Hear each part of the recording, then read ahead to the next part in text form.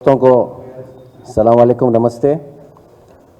आज हम सब यहाँ पर आपके सामने जमा होने की ख़ास वजह आप सब भी जानते हैं। हमारे तेलंगाना के हरदिल अजीज़ फर्स्ट चीफ मिनिस्टर के चंद्रशेखर राव साहब, जिन्होंने अपनी ज़िंदगी तेलंगाना हासिल करने के लिए जद्दोजहद की, 14 साल मूवमेंट चलाया, तेलंगाना हासिल किया। एक बात आपको बताना चाहता हूँ, 1969 में जब ये मूवमेंट चला तो चन्ना रेड्डी साहब इस मूवमेंट को एक पीक तक लेकर गए। उसके बाद यही इंदिरा गांधी और कांग्रेस की वजह से जो है ना मूवमेंट को दबा दिया गया था। फिर से दोबारा 2001 में एक ही मकसद से कि इस तेलंगाना के लोगों के साथ इंसाफ होना चाहिए, हम सबको यहाँ पर बराबर का अपना हिस्सा मिलना चाहिए, क्योंकि जब हम आंध्रा में जम हुए थे उसके बाद से तेलंगाना के लोगों के साथ बराबर मुसलसल नाइंसाफ़ी हो रही थी। और उस नाइंसाफ़ियों को देखते हुए 2001 में तहरीक तेलंगाना राष्ट्र समिति के नाम से के चंद्रशेखर राव साहब ने शुरू की। 14 साल की जद्दोजहद, इस मोमेंट में अनेकों बार इस्तीफ़ा देना, और कई बार तो ऐसा हुआ कि इस मूवमेंट को दबाने की कांग्रेस ने जब भी कोशिश की। 2004 में यही कांग्रेस सोनिया मैडम टीआरएस का खंडवा डालकर वाईएस राजशेखर रेड्डी साहब को चीफ मिनिस्टर बनाए थे, और उसके बाद फिर से दोबारा यही कांग्रेस ने टीआरएस को ख़त्म करने की कोशिश की। लेकिन हौसले बुलंद थे। केसीआर साहब ने एक ही चीज़ सोच के रखी थी, चाहे मैं जीऊँ या मरूँ, तेलंगाना हासिल करूँ।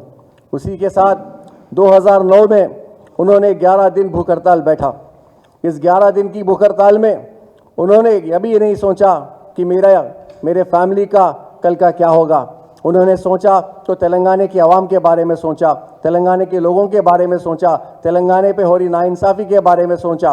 और 11 दिन भूख हड़ताल के बाद मजबूरन चिदम्बरम साहब को ऐलान करना पड़ा कि तेलंगाना का प्रोसेस स्टार्ट किया जाएगा। और आज 14 साल के मूवमेंट के बाद जब तेलंगाना हासिल किया, ये वही तेलंगाना था जहाँ पर बराबर इलेक्ट्रिसिटी नहीं मिलती थी। ये वही तेलंगाना था जहाँ पर बिजली बराबर नहीं होती थी, पानी बराबर नहीं होता था। और उस वक्त भी कांग्रेस के कई चीफ मिनिस्टरों ने सेंटर में लेटर लिखा था कि इस तेलंगाना को अगर आप अलग करेंगे, इस तेलंगाना में सिवाय भूख से लोग मर जाएंगे, किसान आत्महत्या करेंगे। लेकिन यही केसीआर साहब के दौरे हुकूमत में यहाँ के किसानों ने खुशहाली की ज़िंदगी देखी। यही केसीआर साहब के दौरे हुकूमत में इस तेलंगाना में रोशनी हुई, इस तेलंगाना रोशन हुआ, इस तेलंगाना का मुस्तकबिल बढ़ा। यहाँ पे गंगा जमुना तहजीब का मुजाहरा अगर हुआ और अमन में लाया गया, वो सिर्फ और सिर्फ केसीआर साहब के दौरे हुकूमत में था। जहाँ पर गली गली फिसाद होते थे, 2014 के बाद कभी भी जो है ना तेलंगाना में कोई फिसाद नहीं हुआ। यहाँ का इंफ्रास्ट्रक्चर काफ़ी अच्छा हुआ, किसानों को इतनी सहूलत मिली। और ख़ासकर एक कालेश्वरम प्रोजेक्ट को लेकर आज जो हमारे चीफ मिनिस्टर रेवंत रेड्डी साहब ने सीबीआई इंक्वायरी की बात की, मैं हमारे इस कोर्ट का दिल की गहराइयों से शुक्रिया और मुबारकबाद पेश करता हूं, जिन्होंने इस घोष कमीशन को रुकवाया और कहा कि इस घोष कमीशन के बाद कोई भी सीबीआई इंक्वायरी अभी नहीं करना चाहिए। 1 महीने तक के लिए उसको 7 अक्टूबर तक की उसको डेट दी। मैं इस कोर्ट को जाना धन्यवाद करता हूं, शुक्रिया अदा करता हूं, और उम्मीद करता हूं कि आने वाले वक्त में भी हमारे साथ बराबर इंसाफ होगा।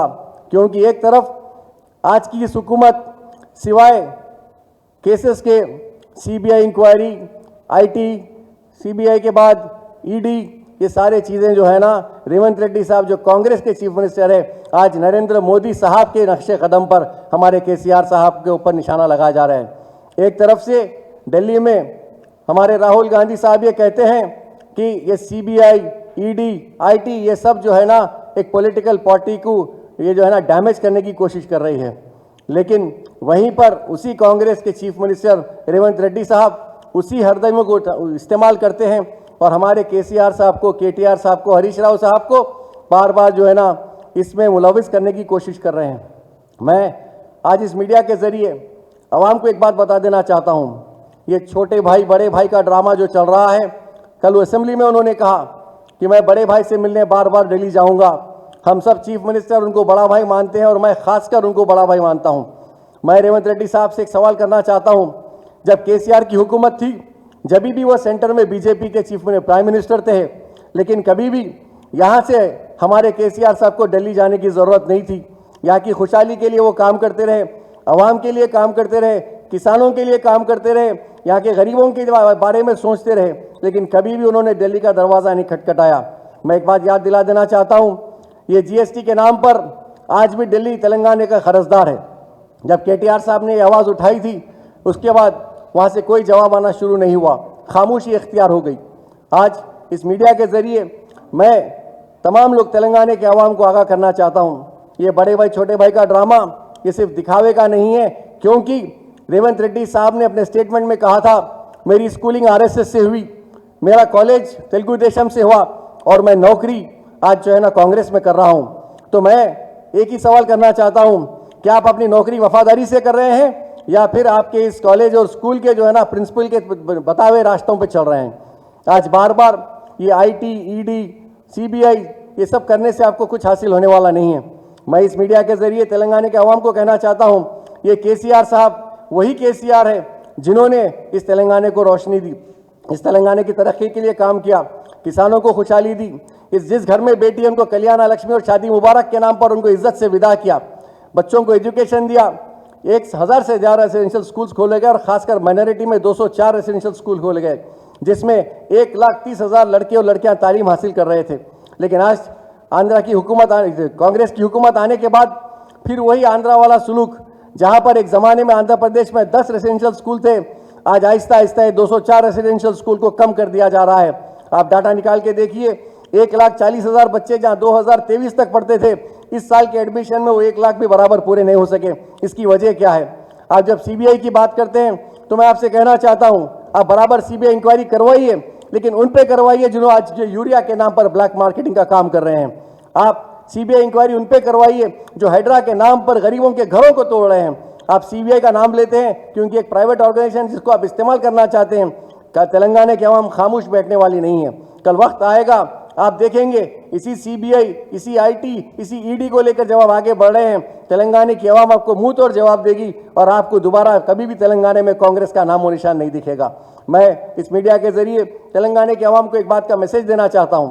देखिए, ये केसीआर साहब वही है जिन्होंने इस तेलंगाना को सराहाया है, इस तेलंगाना को आगे तरक्की की तरफ ले गया है। आज इंफ्रास्ट्रक्चर की जब हम बात करते हैं तो आप एक बार थोड़ा नजर हटा के देखिए, लोग एक जमाने में हैदराबाद को देखते थे तो सिर्फ एक जो है ना आईटी टावर देखा जाता था, लेकिन आज हैदराबाद के बाजू में जब भी आप देखते हैं तो लोग पूछते हैं ये एक इंटरनेशनल लेवल का सिटी कौन सा है। आप देखिए, कई बार ये वीडियोस में बताया गया, न्यूज़ चैनल से बताया गया कि इंडिया में सबसे फास्टेस्ट ग्रोइंग स्टेट अगर कोई है तो वो तेलंगाना स्टेट है, और सबसे ब्यूटीफुल सिटी कोई है तो आज हैदराबाद सिटी है। ये सिर्फ और सिर्फ केसीआर साहब का कारनामा है। मैं इस मीडिया के जरिए आवाम को एक बात बता देना चाहता हूँ, ये पॉलिटिक्स खेलकर आज कांग्रेस गवर्नमेंट जिस तरीके से केसीआर साहब को, केटीआर साहब को, हरीश राव साहब को टारगेट कर रही है, इनसे उससे कुछ हासिल होने वाला नहीं है। जिस तरीके से आज कोर्ट ने ऑर्डर दिया है पीसी घोष कमीशन को बाजू रखने के लिए, उसी तरीके से कल आवाम जवाब देगी, केसीआर साहब को दोबारा हुकूमत में लाएगी।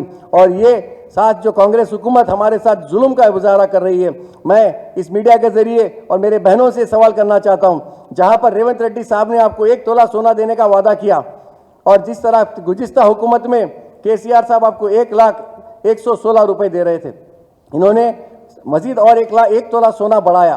तो अगर मेरा छोटा सा सवाल है, इस तेलंगाना में 2 साल में अगर 60,000 शादियां हुए गरीब बच्चियों के, लड़कों के, लड़कियों के, शादी मुबारक कल्याण लक्ष्मी के जरिए, तो रेवंत रेड्डी साहब 60,000 तोले के खर्चदार है।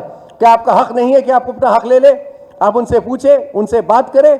आज रैतु बंधु, रैतु बीमा के नाम पर किसानों से मजाक हो रहा है। आज गली गली यूरिया के लिए लोग परेशान हैं। तो हमारी जिम्मेदारी है हम आगे बढ़े, हम उनसे बात करें, हम पूछे, और कांग्रेस के लीडर जहां भी मिलते हैं उनसे हमारा एक ही सवाल हो कि ये 420 के आप जो कमिटमेंट किए थे इलेक्शन से पहले, ये सिर्फ 420 नंबर है या 420 कमिटमेंट्स आप जो करने थे, वादा किए थे, उसको पूरा कब किया जाएगा?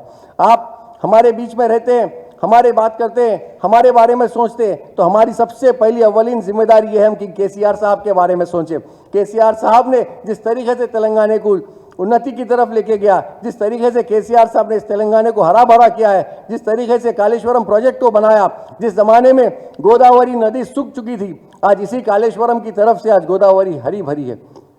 इसका सवाल उठाना हमारी जिम्मेदारी है।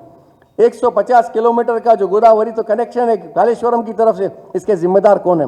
ये सिर्फ और सिर्फ केसीआर है। ये मेट्टुगड्डा का जो है ना बैरियर का एक सवाल उठाते हैं और कहते हैं कि एक बैरियर में क्रैक है, 7th ब्लॉक टूट चुका है। तो मैं पूछना चाहता हूं, ये 20 महीने में कांग्रेस गवर्नमेंट क्या सो रही है? आपको क्या इतनी फुर्सत नहीं है कि आप ये बैरेज का काम करवा सके, लोगों तक पानी पहुंचा सके? क्या आप चाहते हैं किसान फिर से खुदकशी करे? क्या आप चाहते हैं तेलंगाना जो हरा भरा केसीआर साहब के दौर में था आज वो सूख जाए? मैं मीडिया के जरिए कांग्रेस को और आवाम से एक ही बात की अपील करना चाहता हूं, ये रिवेंज पॉलिटिक्स छोड़ दीजिए। रिवेंज पॉलिटिक्स से कुछ हासिल नहीं होगा। आपको पता है जब तेलंगाना हासिल हुआ, केसीआर साहब ने एक ही बात कही थी, इस तेलंगाना में रहने वाला हर शहरी, चाहे वो आंध्रा का हो, तेलंगाना का हो, गुजरात का हो, महाराष्ट्र का हो, कहीं का भी हो, वो इस तेलंगाना का वासी है, तेलंगाना का शहरी है। उसकी जिम्मेदारी मेरी है और मैं उसकी पूरी हिफाजत की, अमन व अमन से तरक्की के लिए मैं काम करूंगा। वो केसीआर साहब ने साबित किया। लेकिन रेवंत रेड्डी साहब, आप आने के बाद सिवाय रिवेंज के कुछ नहीं है। मैं गुजारिश करता हूं, आप ये रिवेंज पॉलिटिक्स छोड़िए। आज तेलंगाना में फ्लड की वजह से काफ़ी लोग परेशान हैं, उनको कोई बराबर जो है ना देखने वाला नहीं है।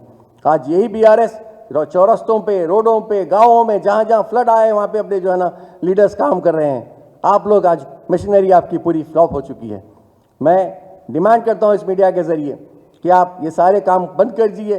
गैर जरूरी के बीआरएस को, केसीआर साहब को, केटीआर साहब को, हरीश राव साहब को टारगेट बनाने के बजाय आप इनके डेवलपमेंट एक्टिविटीज़ पे देखिए। आज 2 साल के वक्त में आप जो 20 महीने कम काम कर चुके हैं, उसमें इंफ्रास्ट्रक्चर पूरा ठप हो चुका है।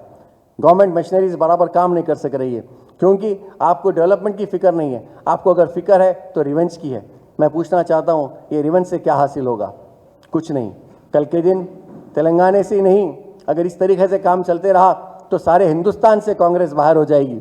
और आज मैं एक ही सवाल करूँगा, आप जो बीजेपी के इशारों पर नाच रहे हैं, उससे बीआरएस को और उस तेलंगाना के रहने वालों को कोई फर्क नहीं पड़ेगा।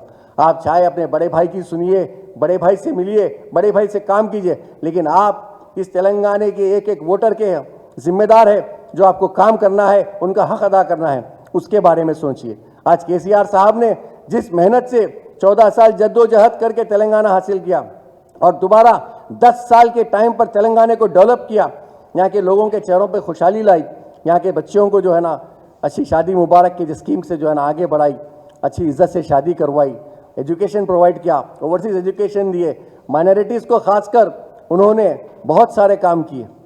आज इमाम और मौज़म को जो केसीआर साहब ने अतिया दिया था 5,000 रुपये का, आज वही बाकी आप 12,000 का वादा करे थे। कहाँ गए आपके वादे? आज एक माइनॉरिटी मिनिस्टर नहीं दे सके आप उल्टा मजाक कर रहे हैं माइनॉरिटीज़ के साथ।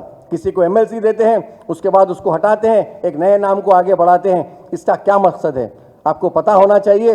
इस माइनॉरिटी के वोट से आप जीते हैं। और मैं इस मीडिया के जरिए मेरे इस तेलंगाना के माइनॉरिटी भाइयों, बहनों, बुजुर्गों से अपील करना चाहता हूं, ये हाथ बताने का है, इसके दिल में कमल है, ये फूल को आगे बढ़ाना चाहता है, इस हाथ को बर्बाद करना चाहता है। लिहाजा आने वाले वक्त में आप केसीआर साहब का साथ दीजिए। हम सब एक होकर बीआरएस पार्टी को मजबूत करें, हमारे इस हरे भरे तेलंगाना को आगे ले जाए। जय हिंद, जय तेलंगाना।